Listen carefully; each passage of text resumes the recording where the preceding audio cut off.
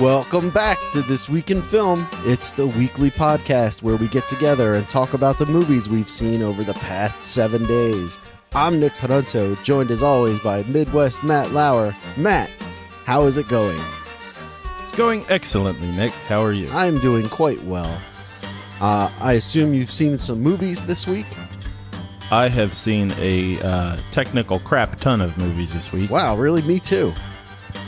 Cool. I saw 3 movies. I saw 5 movies. Oh my god. Well, the Oscars were last night, and I'm sure we'll have a lot to say about it.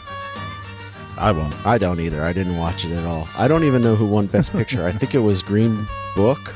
It was Green Book, yeah. Yeah, I haven't seen it. So, neither have I. And that's our Oscars wrap-up. Yeah. Oh, actually, before we get into the movies we've actually seen, I have a few corrections. So, welcome to Correction Corner. Well, before we get into, I almost said Erection Corner. Before we get into... No, that's a different podcast. This Week in Porn. Oh, man. That's got to be a thing. Let's just say what movies we've seen this week before we that's a good dive idea. into it. So this week, I've seen 3 movies. I saw Robin Hood Men in Tights. I saw Ralph Breaks the Internet. And The Changling from 1980. Okay. I saw 5 movies. I saw The Boy. Right. Again. I saw Pumpkinhead. Oh. Yeah. I saw Trilogy of Terror. Oh, God. Yeah, that is the correct response to that. I saw Fyre Fraud, the documentary about the Fyre Festival. Oh, one okay. of the competing documentaries about the Fyre Festival. There's more than one? Yes. There's Netflix was coming out with one, which the title of which I do not know right now. And they were making a big deal about how they were going to be releasing it. And then Hulu, kind of on the side, made their own called Fyre Fraud and released it the day before the Netflix one, if I have my stories right. Wow. Which I might not. Foreshadowing Correction Corner. But then I also saw a movie called Ghost Shark. Oh, God. Yes. Okay. That is a correct response to that as well. I can't wait to see what the bottom of your movie ranking list looks like this week. Might be a little different than it has been. Okay. So Correction Corner. Correction Corner. Jessica Roth, the beautiful and talented actress from the Happy Death Day movies, I guess franchise now, is in things. She is? Yeah. I looked at her IMDb, and it looked like she's acted in something like 30 things. I don't know that she's had big parts or anything. But I had said last time that I think the only things she was in were Happy Death Day and La La Land. And apparently that's not true. Oh, okay. All right. Correction number 2. Mm-hmm. I also was spouting off at the mouth without actually knowing my facts, and have since discovered that Jennifer Connelly does not voice Alita in Alita Battle Angel. It sounds like she's just in the movie. Oh. So, yeah. Okay. Not a movie that's getting great reviews. A movie that's getting great reviews. A guy I work with saw it and said it's one of the best movies he's seen in a long time. Well, then that guy is the first one I've heard so far. Yeah. I haven't actually heard anything. I haven't read any of the reviews or anything like that. So I heard that and I was like, oh, I do want to see it a little bit more now. He said it was awesome. But he really likes Robert Rodriguez movies. And yeah, I like Desperado, and I feel like that's about it. Oh, yeah, I really like Desperado, but I think that might be the only Robert Rodriguez movie I really enjoyed, too. I mean, I like Sin City, but that movie doesn't hold up over time. No. Sometimes I think about going back to From Dusk Till Dawn. Uh-huh. But I didn't really enjoy it the first time. and as much as I want to try giving it another shot, when I think of watching Quentin Tarantino on screen, it just makes me not want to. Yeah, I hear that. So let's check the Rotten Tomatoes on Alita and see what we've got. Because I really thought it was kind of negative across the board. Wow. Okay. There's some discrepancy here. Alita Battle Angel. Critics, 59%. Audience, 94%. Wow. Yeah, I've never seen a spread like that. Let's see what the IMDb number is. I'm going to guess it's going to be 6.8. And it's a 7.6. 7.6, Okay. That is really high. Well, you know what? Here's how I'm gonna hypothesize something here. And I'm gonna go with the Aquaman phenomenon. Are we stepping in the Aquaman corner again? Well, I think one toe is in the water of Aquaman corner because I'm saying that Is that an the audience Aquaman likes pun? it. Kind of. That the audience likes it even though it's bad. We'll have to find out though. Yeah, we'll have to watch it We'll at have some to point. watch it, yeah. Okay, and I have one other correction. Okay, we're leaving Aquaman corner and re-entering correction corner. Yes, thank you for navigating us. And I'm going to go back to a discussion I had on Bird Box. And I had said that Bird Box doesn't give you any What the heck was that? It's my family having fun upstairs. I think that they're was allowed my to do wife that. yelling, "Hey," in a silly voice. Oh, I think that's why it was strange. Because I was like, that doesn't sound like Alex. So Bird Box, I had said that it doesn't offer any explanation of what's actually going on. And that's not true. And I remembered that not too long after doing the show, that it does offer an explanation, but it offers it so early on that it's a bit like The Happening, where they're like, maybe it's the trees. And you kind of discount that because why would they tell you so early on what's going on in something that's supposed to be mysterious? And this movie does pretty much the same thing. It's just like, hey, maybe it's this. In fact, one character is very, very adamant about like, oh, I think this is what's happening. So yeah, it's in there. But that said, it might be the explanation that's in the book, but it doesn't make much sense for the movie. But I don't think I could explain why without doing spoily stuff. Okay, yeah. I still We'll haven't come back seen to it that some now. other time, if you ever watch it. I hope to. It's supposed to be pretty good. All right. Now that's the end of Correction Corner. I thought I was going to have to do a correction on the ethnicity of Ken Watanabe, but nope, I was right. He's Japanese. Oh, okay. All right. Well, good to know. Yeah. So, where should we start? Let's start with The Changling, because I want you to see it so that when you see it, we can have a much deeper discussion about it. Okay. So I watched this last night. It's from 1980, directed by Peter Medak, and it stars George C. Scott, and then like there's a few other people that you might recognize. It's a horror movie, and it might be one of the best horror movies I've ever seen. It was straight up excellent. Without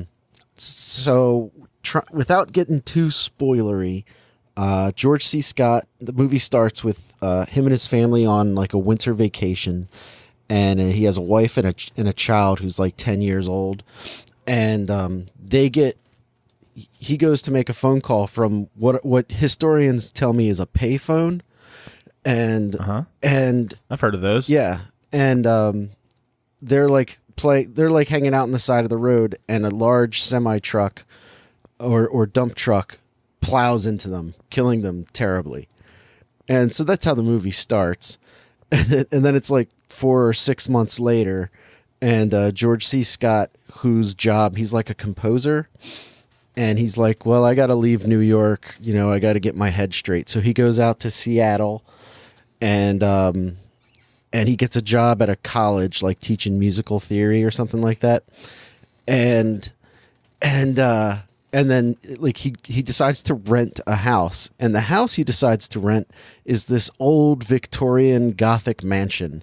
And it's like this gigantic house for one person.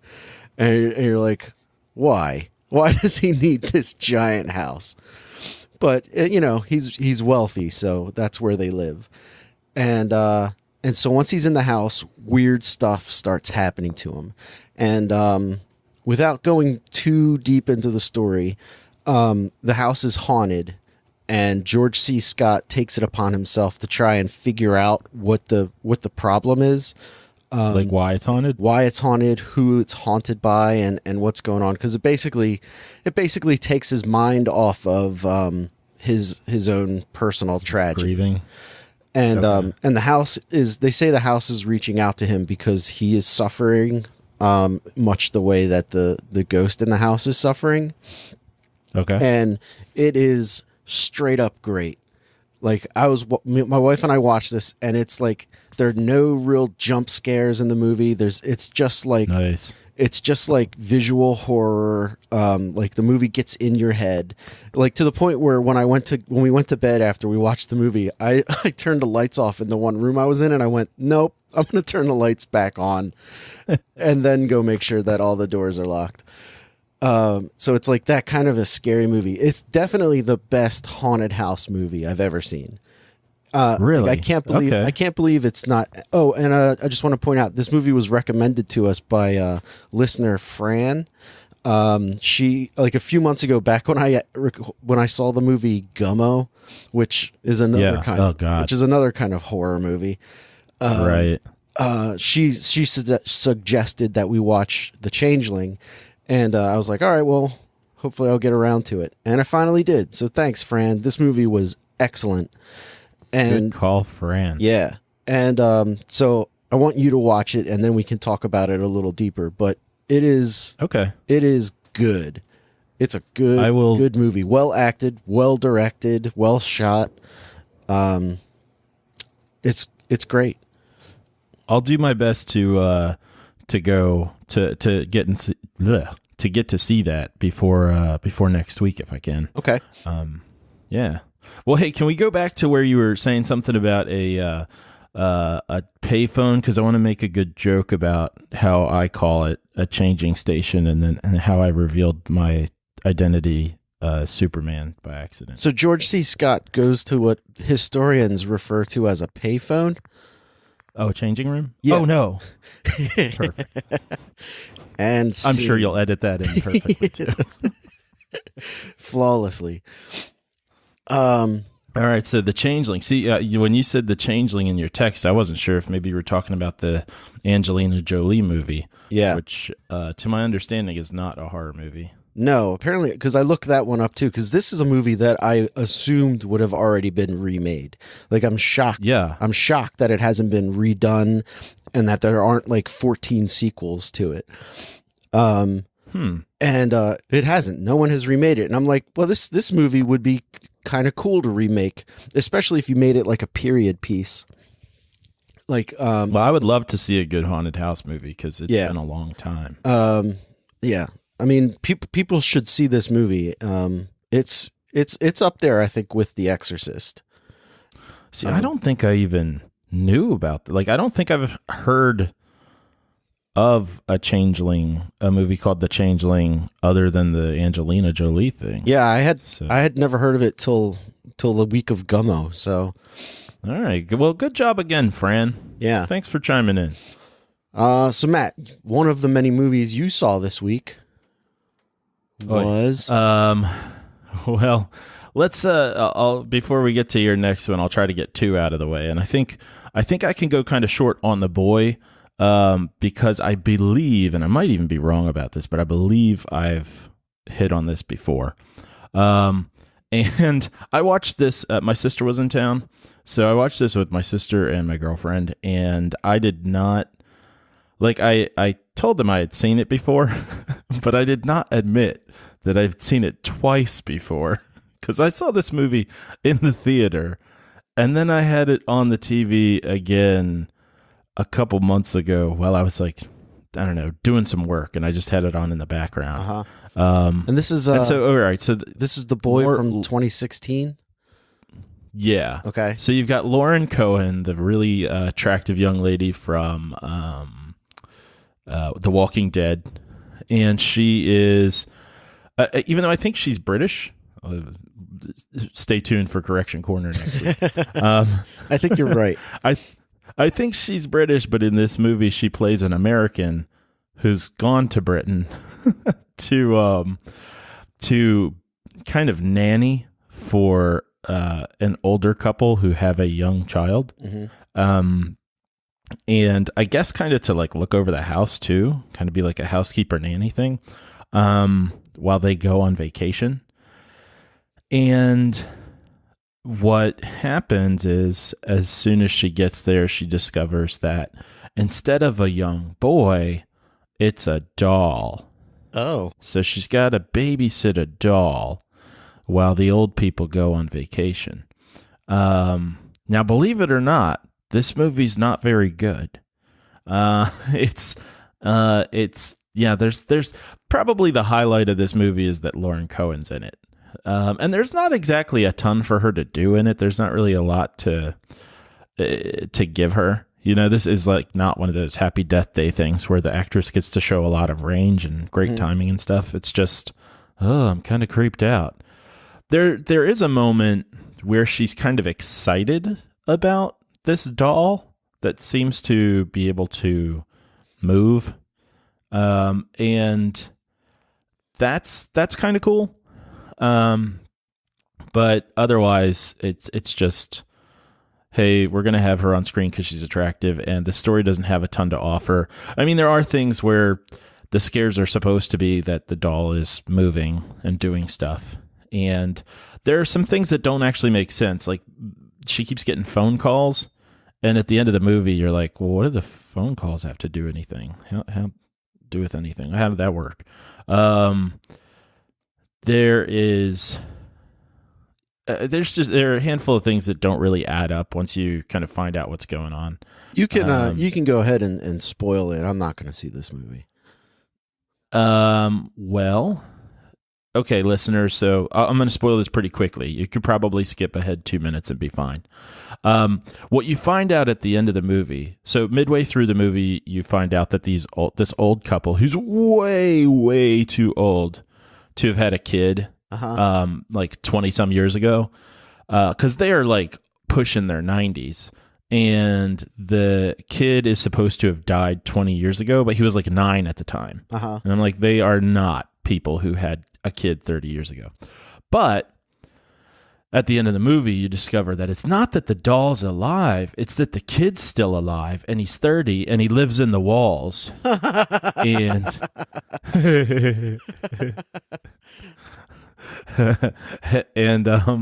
he's been, I guess, moving the doll around and even talking with a kid voice.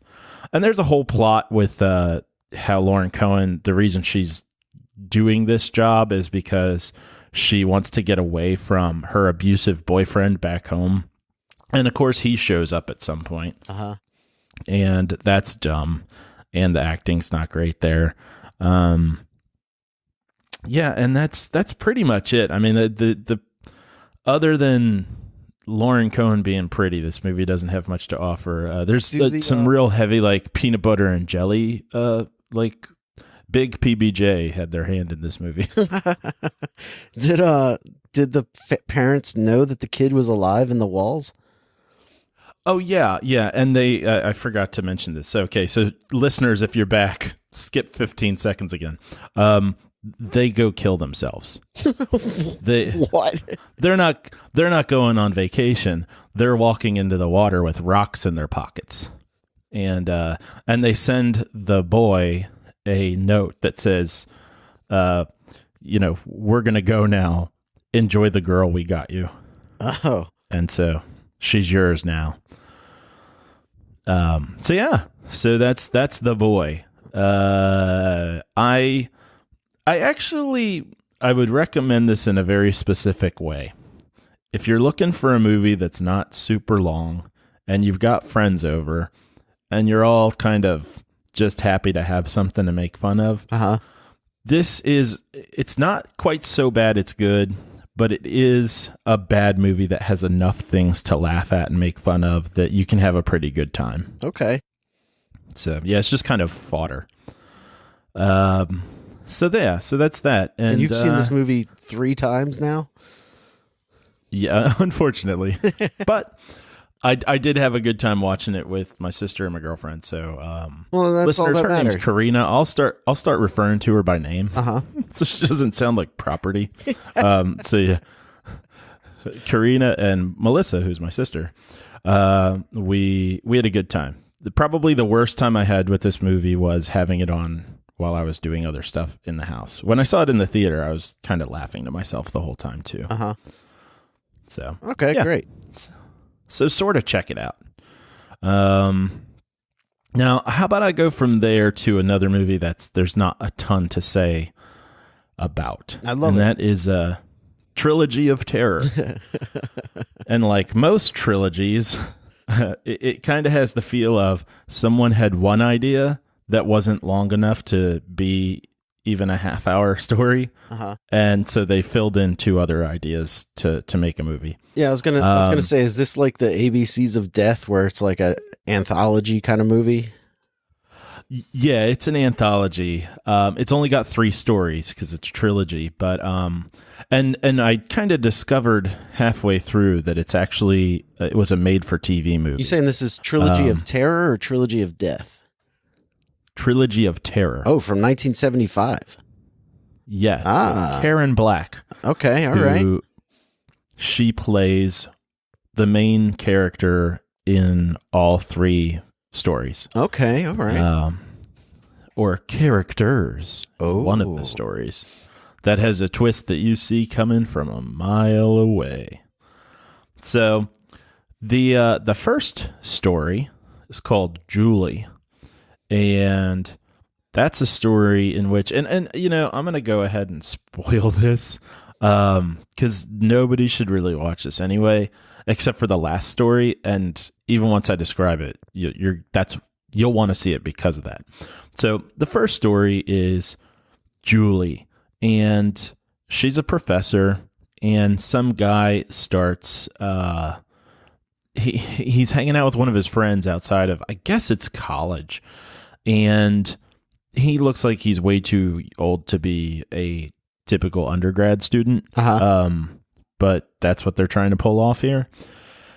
And he turns to one of his friends as this attractive teacher walks by, and he's like, "Hey man, I just got the craziest idea. What would that hot teacher look like naked?" And I'm like, how's that a strange idea? You know, like, you could keep it to yourself. You don't need to say anything about it, but that's a pretty normal idea. Wondering what someone looks like naked. I'm doing it right now with you. Oh, well, that's great. Welcome to This Week in Awkward. And then so the guy goes on to kind of hit on the teacher and ask her out and stuff, and then he date rapes her using some sort of GHB type thing. What is that? Is that like date rape jug? Yeah. Okay. Yeah. But then it turns out, so sorry for the spoiler here, she orchestrated the whole thing so that she could murder him. Oh. Yeah, it's not good. The second story is called Millicent and Teresa. Both of them are played by her. Oh. Guess what the twist is? She's a twin. No, that's actually, they're supposed to be sisters, but no, they're actually just the same woman. She's got dissociative identity disorder. That's it. Oh, yeah, and one kills the other one. Oh. But then they both die because she's both. Okay. Yeah. All right. Like I said, you can see this coming a mile away.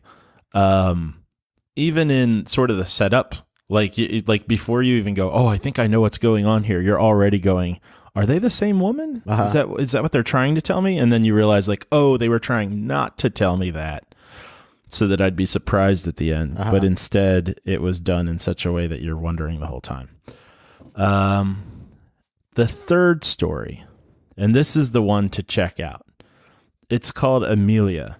And, I kind of wonder about this movie because I feel like I've seen the cover before, the cover art of this little tribal doll. Yeah, I'm looking at it right now, sure. and I feel like I've seen it also. Like, it must have been a Blockbuster.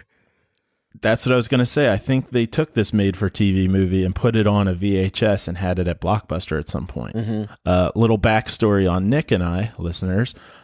We both worked at Blockbuster. We sure did. And we never worked at the same Blockbuster at the same time. That's correct. But we did work at the same Blockbuster at different times. Here's another fun fact. My wife, Jill, she worked at the Blockbuster in Elkton, Maryland. Really? She did. And she worked there at the same time that I worked at my Blockbuster, the Route 8 in Dover. It's fun. And we are positive that we had talked to each other because, when people return the wrong tapes to the wrong Blockbuster, you have to call that store and say, come get your tapes. Right. And do an exchange. So we're pretty sure that 15 years before we met, we had spoken to each other on the phone. So if your life were a movie about your romance with your wife, there would have to be a scene at the beginning that's just this little interaction that at first no one would know why it's happening, and then later they'd go 15 years later, these two paths crossed once more. Mm-hmm. Wow. How sweet. Yeah. What a fun tale. Nice story. Yeah. Another tangential backstory for those of you wondering, and I think I'm talking to Big Ticket on this. I don't know. I know you said someone was curious. Nick and I also have a history of applying for the same jobs and Nick getting hired for them and me never getting a call back. But anyway, coming back to Amelia, which is the story about the tribal doll in the movie Trilogy of Terror. This thing's freaking hilarious, and it's actually kind of creepy, maybe because of the bad special effects. I'm not quite sure, or maybe it's just the way the doll looks. But this young lady gets a doll in the mail, and no. She brings it home from somewhere, I think, as a gift to her boyfriend, who is a archaeologist or something like that. Mm-hmm. And there's this sort of backstory of her mother being like too involved in her life and maybe like demanding that she spend a lot of time with her. Like, you have to see me every Friday night. And so she's trying to cancel plans with her mom to go on a date with this guy and give him this doll. But the doll starts living. She comes back after getting off the phone to where she had left the doll, and it's gone. And of course she's like narrating everything to herself, which is great because she's just like, where did you go? Did you crawl under the couch? How did you get over here? What's going on? Why? And just like stuff that I'm like, if she's cognizant of the fact that this doll has moved around, she should be a little creeped out. Yeah. I mean, she shouldn't be expecting the doll to be alive, but she should be creeped out. And this thing just like, it's not a very long part of the movie. It's probably the shortest one, but I think it's the one that they had the idea for. It's like, oh yeah, that's what we should make a movie of. But it just right away just starts chasing her around the house. There's not time for it to be like, oh, here's a hint, and here's a hint, and then she hears a noise. It's just like, boom. Once it's alive, and it's chasing her all over the house and trying to stab her and bite her and stuff. Uh-huh. And yeah, I'd say watch that part. So it is on Amazon Prime streaming for free, and if you have Prime. And yeah, just go right ahead to the last 20 minutes of the movie and watch the last story. You don't need to watch the other ones. Okay. All right, great. All right. So that brings me, I'm going to talk about Ralph Breaks the Internet, or Wreck-It Ralph 2. Good. So we watched this movie yesterday with my kids and my wife and I.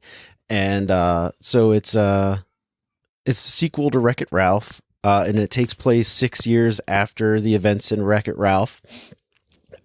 Really? It's directed by Phil Johnston and Rich Moore. And wait, was there 6 years between the first one and the second one, like in real life? I don't know. I'd have to check. Okay. And I don't feel like doing that this second. You tell your story, I'll bring it up. Okay. So, it's been 6 years since the end of Wreck-It Ralph, and John C. Reilly is like super thrilled with how his life is at this point. Like he gets to hang out with his best friend, who's Sarah Silverman, who is Vanellope. And Wreck-It Ralph is like, life is great. We go to work in the morning, we hang out at the bar all night, and we play video games all the time. And it is 6 years. Oh, 2012. okay, great. And Vanellope, who's played by Sarah Silverman, she is getting bored with her life. She's bored of her video game that she's in because she knows every last part of the game. She knows how to do everything. She just kind of bored with her existence, and she wants to do something more exciting. So Ralph tries to make a new track for her, and things go wrong, and her video game gets broken. Like the steering wheel for the driving game at the arcade that they all live at breaks. And the guy who owns the arcade is like, well, I guess he looks up on eBay for a new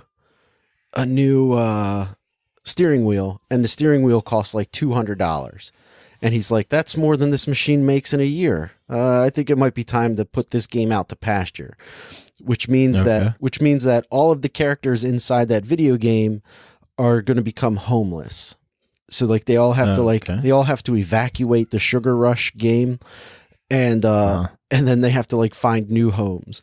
And so Wreck-It Ralph and Vanellope go on this mission to go to the internet. They go on the internet to find eBay in order to make a bid for the new steering wheel. And that's basically the conceit of the movie. Okay. And it takes a little while to get going. Like the beginning is kind of like, it kind of rehashes the same kind of jokes from the first movie. And you're like, okay, yeah, I get it. And it's a little slow to start. And then it slowly, like almost agonizingly slow, starts to pick up. Okay. And then they get to the internet, and it's a lot of like, I didn't see the Emoji Movie, but I've heard and read like tons of terrible things about it. And yeah, I haven't heard anything good about that one either. And like how it's just like, here's all the things on your phone, like Facebook and Google, and that's what happens here. It's just like product placement for apps. Yeah, and that's kind of what happens here, but it's done. I want to say done well. Like it's not done poorly, but it's kind of like, yeah, I get it. Like Google's a giant skyscraper, Amazon is huge, you know, like things. Is it funny? It's not, I don't think it's supposed to be like laugh out loud funny. It's more of a, yeah, look how big Amazon is. But it's like, the way they represent the internet, I think is done really well, where it's like this giant city and people are zooming around in, you know, like these bubbles, and real people are represented by like their avatars on the internet. So like they move like you know how people move in like an MMO video game, how like the legs move, but they just kind of slide across the screen.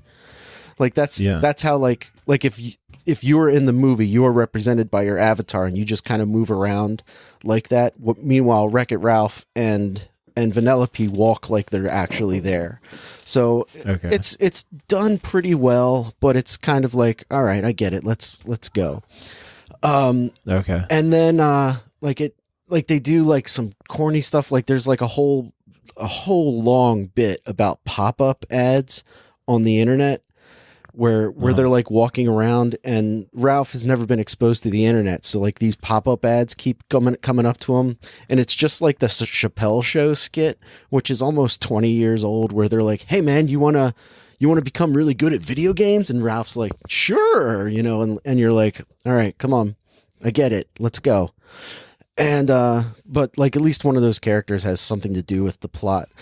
But so the movie goes real gradually getting better and better until it really takes off. It really takes off when the Vanellope character gets sent to the Disney corner of the internet. Wait, about how far into the movie is this? Because I feel like you've just described like an hour's worth of movie. I'd say about 35, 40 minutes. Okay. Yeah. And the movie's like an hour 45, I think. But right. The movie like goes next level hilarious. The movie's an hour 51. But the movie goes next level hilarious when Vanellope goes to the Disney corner of the internet. And because it's a Disney movie, they have access to all the Disney stuff, including Star Wars, the Avengers. And then what's hilarious is all the Disney princesses. Yeah. And I'm sure, I don't know if you've seen the clip online of when all the princesses... Go ahead. They had them in the preview. So that sounds familiar. And that was the one thing that had it looking like it might be kind of funny. Oh man, the stuff with the princesses is so goddamn funny. It is ridiculous. There's like, because Vanellope is a princess in her game, she's like, I'm a princess too. And then they ask her all these questions like, was your father murdered? Is your mother evil? Things like that. And she's like, yeah. And they're like, you are a princess.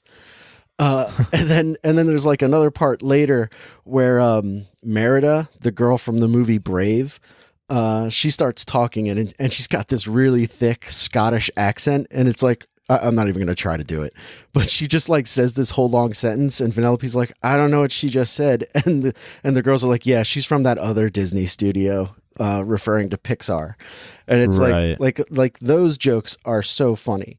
And then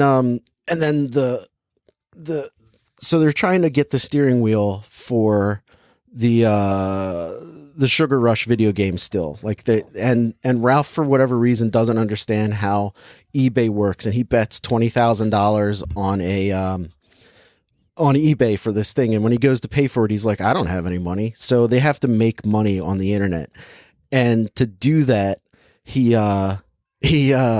just basically decides to start making viral videos and using BuzzFeed and YouTube to do that. And that stuff had me laughing so hard. It's so like they're so dumb. They're so dumb, but they're so funny. Like there's this I don't want to spoil it because it's pretty good, but there's this one thing where he does there's bees show up. And I laughed so hard that I had to pause the movie to rewind it because I couldn't stop laughing. I started coughing. I was laughing so hard at it. And it was so stupid. And it makes me laugh right now. But I was like, oh, this is pretty good. And then the movie's pretty okay. It takes a while to get going. It takes a while to really figure out like where the comedy is, and it gets away from like a lot of cliched sequel stuff. But overall, I would say it's totally worth checking out. There's a great moment where he falls down to the bottom of the internet, and at the bottom of the internet is all like the forgotten and lost stuff. Like for instance, like dial-up internet is down at the bottom. There's like a GeoCities reference. There's like a billboard for public chat rooms. You know, it's like all stuff that used to exist on the internet but doesn't really anymore. And you're like, oh, that's pretty clever. Like this is the forgotten part of the internet. It's at the bottom. So a lot of neat visual stuff. The story is pretty okay, but when the movie's just doing straight up comic bits is where it really shines, and it really had me cracking up. So, Wreck-It Ralph. All right. Check it out. Well, I enjoyed the first one, and I'd be willing to give this one a shot, but it sounds like it's going to go pretty far down the list of things to get to. Yeah, I wouldn't run out to see it, but it was definitely worth. It's definitely when you have a minute and you're like, oh, Wreck-It Ralph 2. Okay. Okay. Yeah, probably be a while before I want to sit through something knowing that it's slow to get started. But it's good to know that ahead of time. Yeah. I'd probably get kind of frustrated if I was sitting there for 40 minutes waiting for it to take off. Yeah, and it's not bad, but it's not. You're just kind of like, okay, let's go. Yeah. Okay. So let's see. You've got one left, right? I've got one left. Let's see here. Let me do Pumpkinhead. Okay. Now this is a movie that I've never seen, but have always wanted to, and I don't know anything about it. Yep, and it's same for me. It's kind of like Hellraiser. It was just one of those things that I was very aware existed, but didn't actually really know what it was. And I had gotten kind of confused because it's called Pumpkinhead. And so I had seen some sort of, working at Blockbuster, some sort of cover art of someone with a giant pumpkin for a head. So I thought that's what this was. It's not. And the cover art, turns out, was one of the Halloween movies. Has one of the cover arts is a. It sounds like Season of the Witch. I'm not sure which one it was, but it's like it looks like not just a jack-o'-lantern, but it looks like it's a giant head that's made of pumpkin. This movie actually does involve a creature that has a large head, but that's not why it's called Pumpkinhead. It's called Pumpkinhead because it comes from a pumpkin patch cemetery. What? Like where pumpkins go to die, or? No, just a cemetery that's also a pumpkin patch, because that's where you plant pumpkins. Why waste space? Right. So this movie stars Lance Henriksen, who's in movies like Alien and other. He's in a lot of stuff, and now I can't think of any of the other ones. Wasn't he in that show Millennium? Yeah, he was on Millennium. I never saw that show. That was a Chris Carter production, right? I have no idea. I never watched it. But he when he was in Aliens, he was a bishop, right? I think you're right. So, anyway, he's a lot younger because this is a rather old movie, and I'm not sure what state they're in, but it might be like Wyoming or something. They're kind of out in the middle of nowhere, not quite the desert, but he is running some sort of it's not quite a convenience store. I think it's like a fruit stand. And it's just by his house that's kind of on the side of a dusty road. Some teenagers show up, and he has, they're like 40-year-old teenagers, but he has a kid and a dog, and he needs to go to another town to drop something off for some guy in that town, and leaves his son and dog behind, even though there are all these rowdy teenagers playing around. And so they are on motorcycles or dirt bikes or something. I guess dirt bikes is the best way to put it. Anyway, they run over his kid, and he goes to a witch lady and says, "Hey, I want revenge on these kids. Summon Pumpkinhead for me." So he already knows Pumpkinhead is a thing? Yeah, well, at the very, very beginning of the movie, you see, 50 years before that or 30 years before that, something, he's a kid, and he witnesses somebody being punished by Pumpkinhead. And you get a little bit of a little song and dance towards the beginning of these kids outside the fruit stand singing a song at one of the, one of the kids. I want to say that one of the girls in this group of kids is someone kind of famous, but I might be wrong there. But anyway, they're like kind of circling this kid and being like, "You're gonna get taken by Pumpkinhead because you're misbehaving." And there's some sort of rhyme to it, but it's it is what it is. It's not great. Okay. But yeah, it's I'm making it sound like more setup than it is. It's about that simple though. That's the whole movie, because then Pumpkinhead comes and starts hunting these people down. It's Stan Winston. Is that right? Stan Winston did all the special effects guy. Yeah. Yeah, but he directed this too. Oh, really? And I think he was one of the writers. Yeah. And does Pumpkinhead look awesome then? Yeah, the designs are really cool. The movement and stuff was still pretty off, and there's no CG to like smooth things out because it's the early 80s, or maybe late 80s. But it's good design.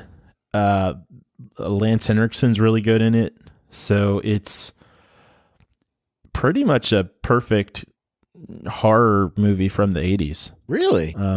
It's not terrifying or anything. You know, the movie you watch sounds like it's a lot more effectively creepy. But if you're looking for sort of a simple like slasher movie, like a simple movie that's just kind of creative, a little out there, and consistent with itself, this is a pretty good way to go. So I'm really glad I saw it.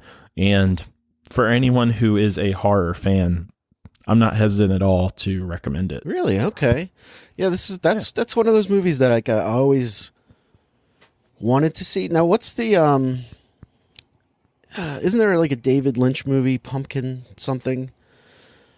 I don't know. Something Head. Oh, I can't remember what it's called, but it's like a black and white film, and it's like a weird David Lynch Eraserhead. Eraserhead. Yeah. I don't know why, but I always assumed that those two movies were related in some way. Like one was a sequel to the other. They are not. And yeah, but like I haven't seen either one, and like I don't think I've ever seen a David Lynch movie besides Mulholland Drive, which I didn't care for, and so like I never wanted to see Eraserhead, and by extension, I never wanted to see Pumpkinhead because I thought they were related, and it's just like a lot of head movies, you know. But yeah, that's good to know. Like I guess I should try to check it out. Maybe this Halloween or something where I'm looking for something bad but fun. Yeah, that would be. It's not really bad, but that would be a good time to sit down and watch it. Okay, great. That'd be a really good Halloween movie. All right, cool. I'll put that on the list of things I want to watch. All right. Do you want to talk about? Tell you what. Why don't I go ahead and get Ghost Shark out of the way before you share yours too? Forgot about Ghost Shark. So yeah, I saw a movie called Ghost Shark, and I think it was just available on YouTube. It's another actual like made for TV movie. It's a sci-fi movie. Watch it with people. The plot is that let's see if it didn't really much to everyone's surprise, I'm sure. It didn't really hang together perfectly. I'm looking it up on IMDb right now, and it has a rating of 3.4. Yeah. Well, let me just give you a couple highlights here, because the death count in this movie is pretty high. It's not Jaws, you know. Where it's not Jaws. You're saying? Yeah. So lower your expectations a little bit. There's a lot of body parts just being taken off by this ghost shark, and the idea is like a shark gets killed at the beginning of the movie. There's a magic cave involved, and I guess the body of the shark washes up into the cave like things do, and so it comes back as a ghost shark, and it just kind of swims through people and bites off their limbs. There's the highlight may be the moment that it attacks someone who's like, there's this bikini car wash, and it attacks a girl from a bucket because there's water there. This is like avalanche sharks. This has a lot more going on for it than avalanche sharks. I feel like avalanche sharks didn't really have much in way of like good scenes.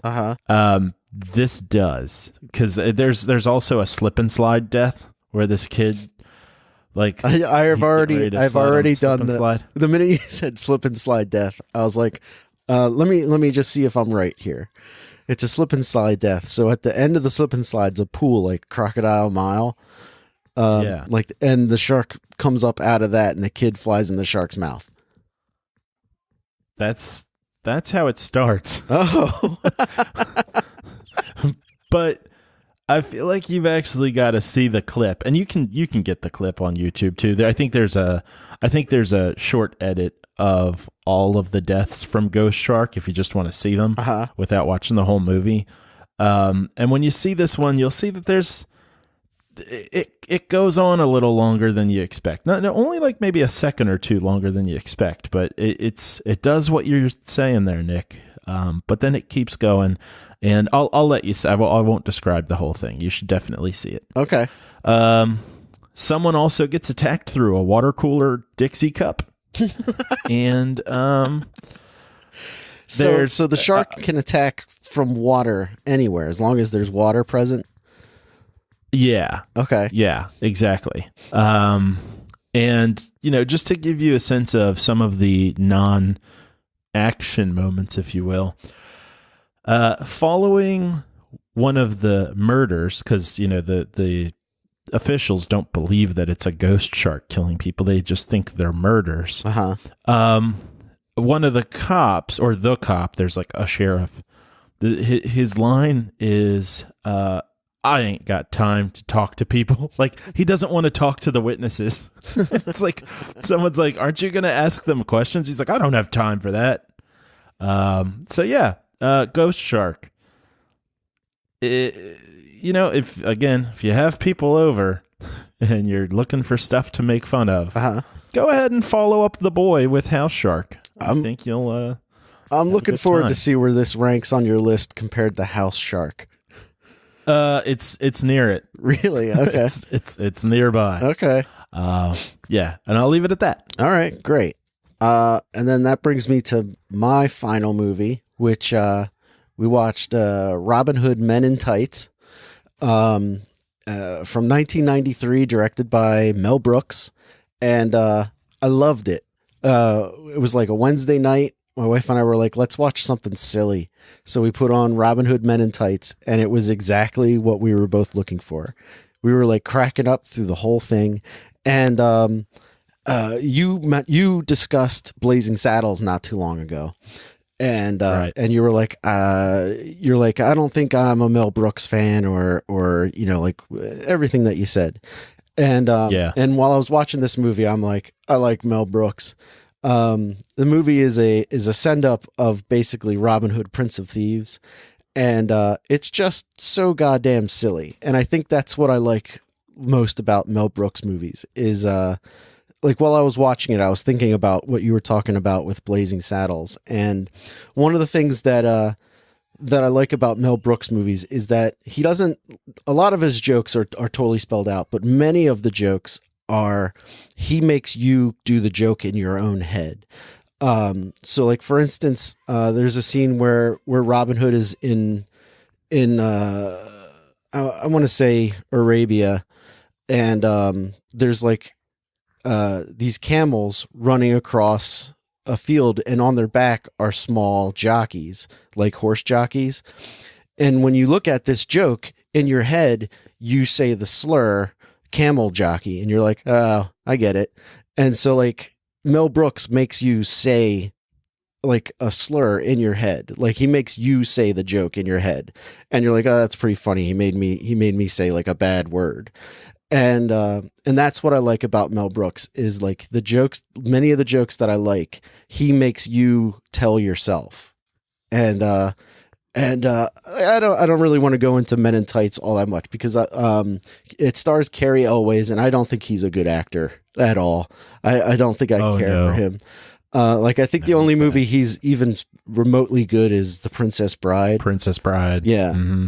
And in this movie he's not very good either, but he's supposed to be doing like a send up of who's that guy I can't stand? Kevin Costner. Yeah. And so like he's kind of terrible in this movie, but he's like supposed to be terrible. Richard Lewis plays Prince John, and he is great. He's great in this movie. Dave Chappelle is in it, and he plays he plays basically the Morgan Freeman character from Prince of Thieves. And he's got like a lot of weird race jokes, and it doesn't look like Dave Chappelle is very comfortable in the movie. Like maybe he just doesn't have a very good screen presence, but it seemed like a lot of his jokes are really dated. And like a lot of them are topical. Like they make a white men can't jump joke, and you're like, wow, that joke did not age well. And like things like that. And like a lot of the Dave Chappelle stuff doesn't really work. Although his character's name is Achu, and they make a lot of sneeze jokes, which is funny. Yeah, I can hear you yawning, which is fun. And and then Amy Yazbek, who was on the show Wings, which my wife and I both said, I liked Wings. And I think we're going to try and find that on Netflix because Wings was a fun show. She plays Maid Marian, and, it's okay. It's a Mel Brooks movie, which means it's a send up, but it's a spoof movie, but it's not like a modern day spoof movie, like date movie or superhero movie and stuff where the jokes are terrible. Like it's a fun movie, and it's really silly. It doesn't try to be anything other than silly, which is refreshing. So that's all I got to say. If you haven't seen it, it probably won't hold up to today's time, but if you have seen it in the past and you're looking for something fun to watch that's like an hour and a half long, check it out. It's a fun movie. It's a total recommend from me. Yeah, I'm not going to do that. Yeah, I didn't expect you would.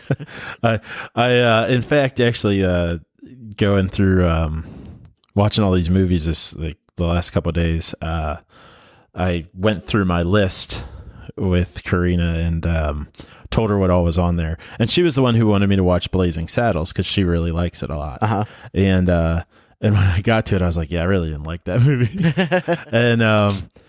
and I'll say, like, because I had to pause and talk with her about it for a second, kind of explain my thoughts on it still, because I do, the further I get from it, the more I can like tease things apart. And the more I can go like, oh yeah, the commentary stuff was good.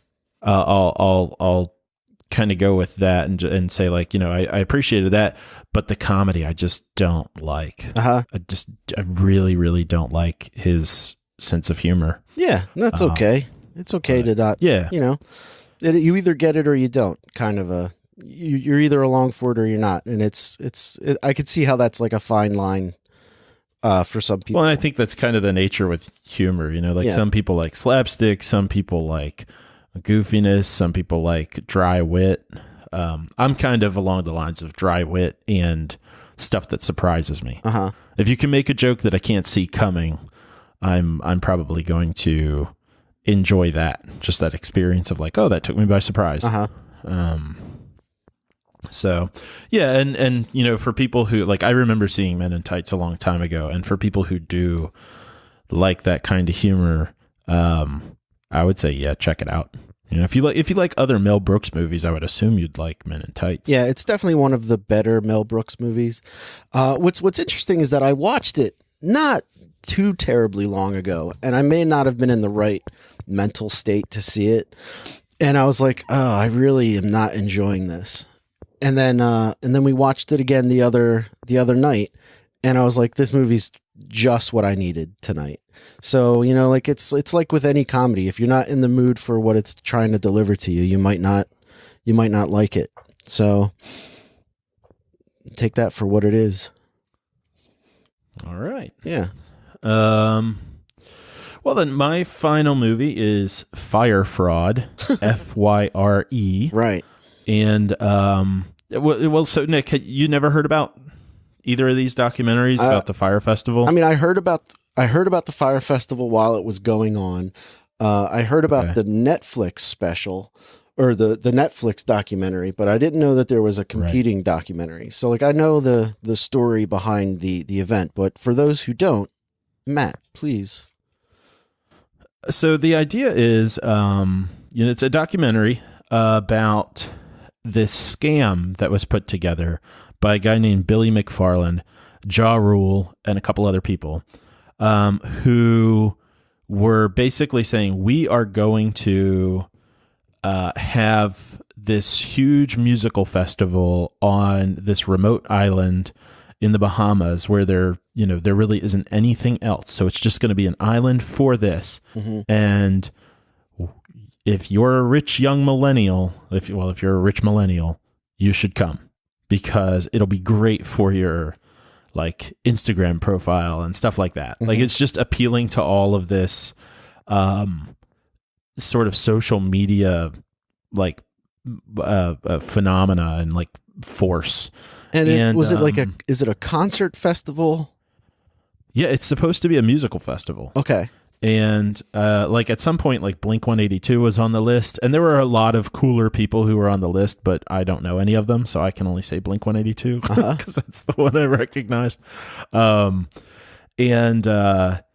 it was supposed to be this big thing, and my sister had seen, and Karina too, I think, had seen the other version, the Netflix one. Mm-hmm. And the way I understand it from what they told me is that the Netflix one focuses a little bit more on the logistics of things, like what was going wrong where and how things were set up, and just like how all the details played out. Mm-hmm. Whereas this one is more about the context. This is the Hulu version. And it talks, like, the heavier emphasis is on what's going on in millennial culture, that this sort of thing could be pulled off, and how, with everything being about sort of drummed up fake stuff, like people don't actually have friends, they have followers, and everything you're trying to put together is just image. Right. And so this sort of thing, it makes people really easy to take advantage of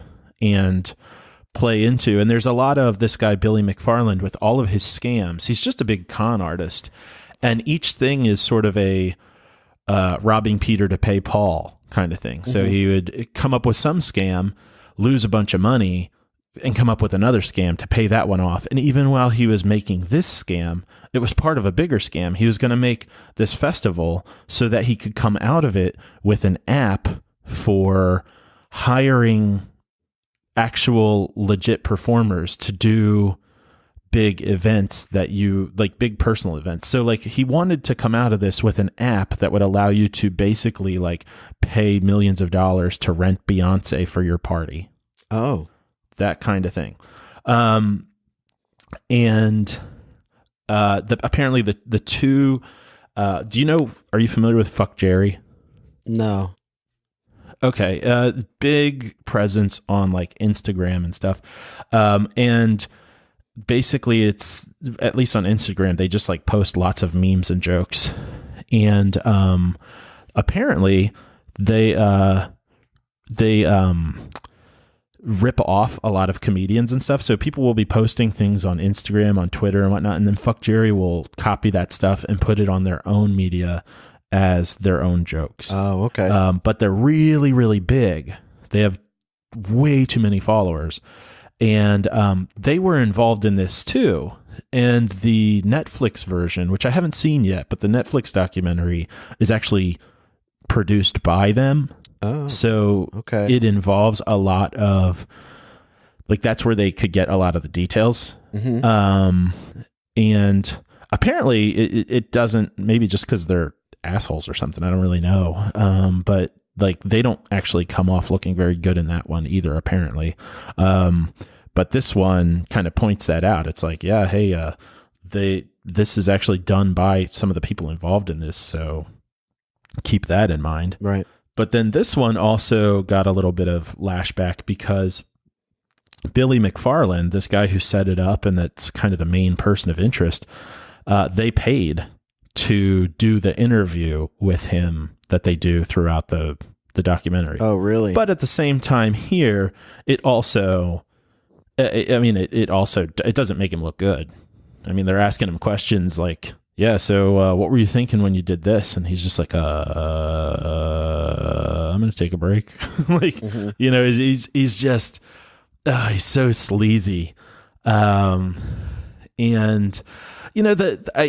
they actually spell it out a couple times in the documentary, but like by making a documentary about this this festival, this sort of social event, it's pretty apropos given how much our population is fooled by things, like the political stuff going on. And if you don't know what I mean, you're probably one of the people being fooled. Uh-huh. But it's a good example of snake oil salesmanship right. in the, modern times. 20,000. Yeah. This kind of couple decades that I think we're probably just in the middle of. So I wouldn't say this was like great. Like if what I'm describing sounds interesting to you, it's a decent documentary for that. Mm-hmm. It's not something that I would say you have to see. And I'm going to check out the other one. So I'll let you know what I think about, that one. And I'm kind of interested in how they do pair with one another, since they were kind of competing and since Hulu kind of pulled the rug out from underneath Netflix with releasing it a day earlier. Uh-huh. But yeah, I know a lot of people are talking about these documentaries, and if it sounds interesting to you, it probably will be. If not, I wouldn't say fit it into your schedule. Yeah. I mean, I remember I'll leave it at that. I remember while it was happening, like a lot of the tech websites I go to were like documentary, and they're like, this festival that all these rich young people went to is a total disaster. Like they were promised, basically they were promised beautiful people and delicious food and famous bands. And what they got was, I don't think any bands, and then like cheese sandwiches and stuff. And like no music.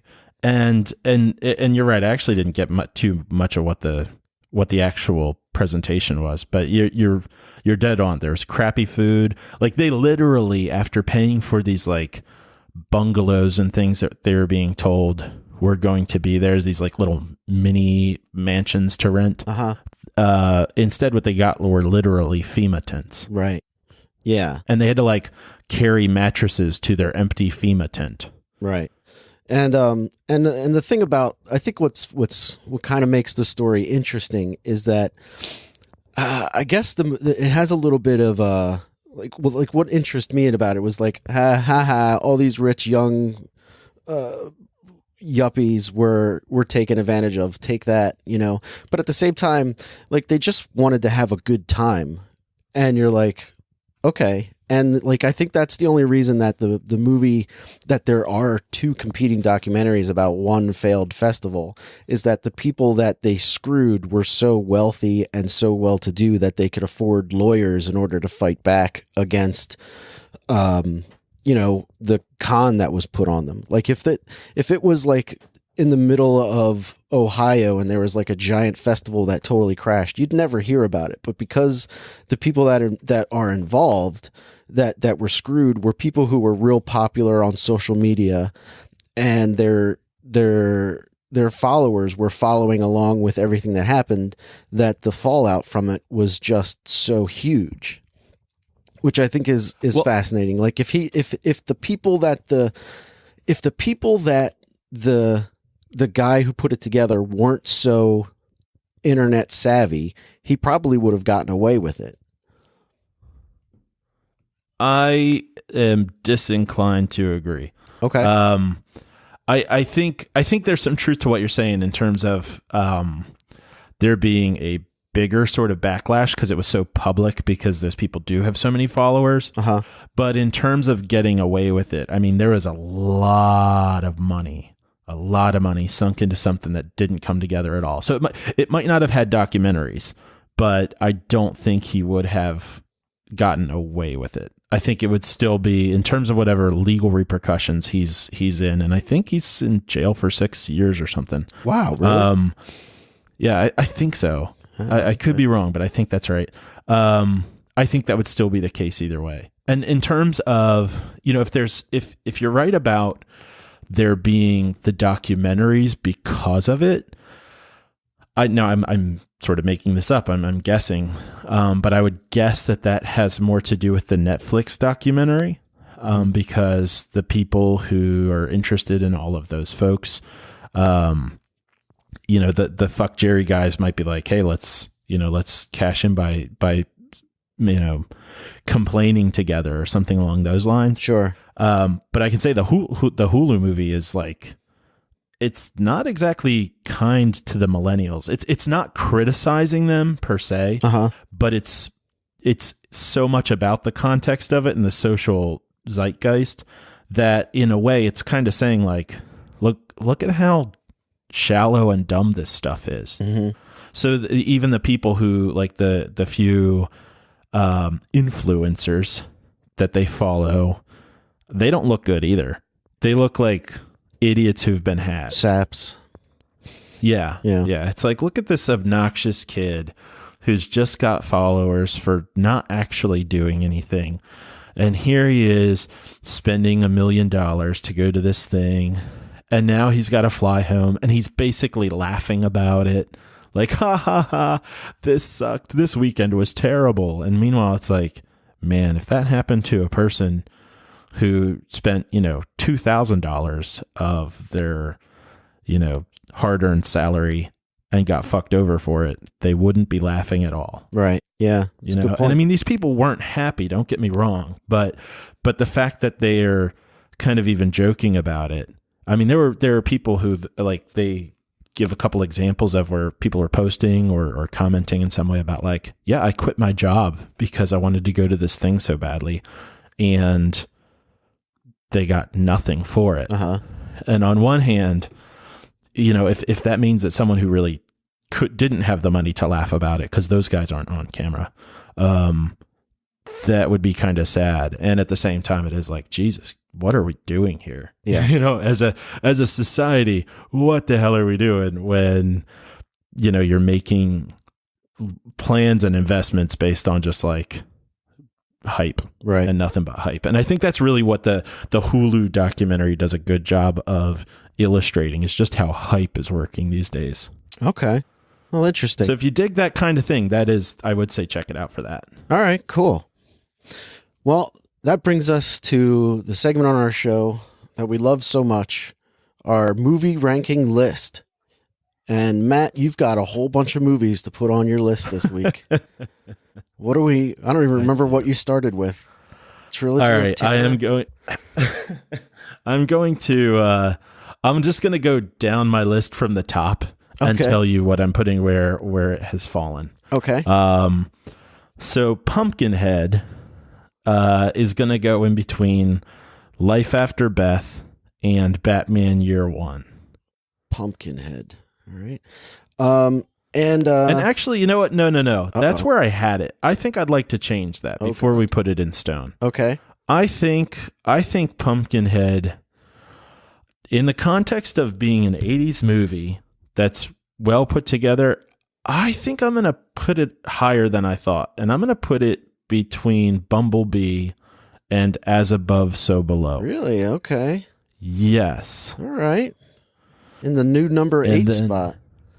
Yeah. Wow, that's pretty high. Hold on, let me write these out. And then we're gonna start something new here. What week is this? 105? 105. Sounds like a good time to do that. Well, because we've been using the Letterboxd website. Yeah. They have like one of their things is you can put how many stars you give a movie. And it's like, out of 5 stars, how many stars would you give Pumpkinhead? Would you give it like 3.5, 4, 4.5, up to 5? And then when I put all this stuff on the list, I'll include that in your ranking of it. All right. Well, I can't say that my list is definitely going to be in order in terms of stars. No. Because remember, the list is just which did you think was better? Yeah. You can have like a 1-star movie in the number 8 spot, kind of a thing. Yeah. And that might happen. I am going to give Pumpkinhead 3 stars. 3 stars. Okay. Yeah. All right. Actually, let's make that 3.5. 3.5. Wow. Okay. All right. And then Fyre Fraud, again spelled with a Y, is going to go between Batman. Exactly. Oh. No, Fyre. And it's going to go between Batman Year One and Vice. Okay. And I'm going to give that one also 3.5 stars. Fyre Fraud, week 105, and 3.5 stars. Yeah. Okay. And then Ghost Shark is going to go between Ocean's 8 and After Earth. Okay, in the new 25 spot. Yeah, and we'll give that one... That's 2 away from House Shark. I know. It's two below House Shark. And that's going to get 1.5 stars. All right, hold on 1 second. Week 105, and you said 1.5 stars? Yeah. 1.5. Okay. And then The Boy is going to go under After Earth. Okay, The Boy.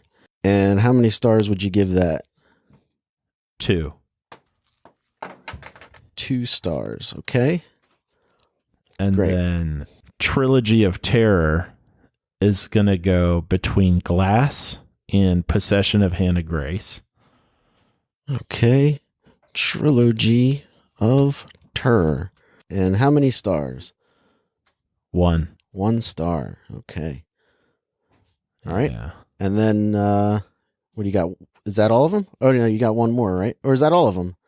Wait, I did The Boy, Pumpkinhead, Trilogy of Terror, Fyre Fraud, and Ghost Shark. So that's all of them. Okay, great. Well, that bumps you up to 32 movies on the list. Aquaman's still at the bottom. Fuck that movie. Made so much money. Oh, man. A guy I work with was trying to tell me that it's good because it's bad. And I'm like, no. No, it's not. No, it's not. We have a lot of experience with so bad it's good. Yeah. Aquaman is so bad it's bad, and so boring it's boring, and so shitty that it doesn't deserve to even have made nearly as much as most of the other superhero movies. All right. So I saw, let's see, I talked about The Changling. I'm going to put The Changling. Boy, I really enjoyed that. I'm going to put that above, I'm going to put it above Predator into the new number 7 spot, cracking the top 10. Changeling. And I'm going to give this movie 4.5 stars. It was really good. 4.5 stars. Wow, yeah, that sounds good. Then I saw Wreck-It Ralph 2, Ralph Breaks the Internet, and I'm going to put that below Teen Titans Go to the Movies and better than In the Mouth of Madness in the new 22 spot. And I'm going to give that 3 stars. I'm going to give it 3 stars. And then finally I saw Men in Tights, Robin Hood Men in Tights, and I'm going to put that, oh boy, I'm going to put it in the 25 spot between Peter Rabbit. No, I'm going to put it in the 26 spot between Mission Control, The Unsung Heroes of Apollo, and Incredibles 2 in the new 26 spot. Week 105. And I'm going to give this movie 3 stars as well. Okay. All right. Matt, anything to plug? Nope. Okay. Check out thisweekinfilm.com if you want any links to all our old episodes, or to find our Letterboxd page where you can find our few lists that we have on there. We have Matt's movie ranking list and my movie ranking list on there, and you can comment, complain, or just engage with us there. Find us on social media. You'll find all of our links on the web page. So check us out there.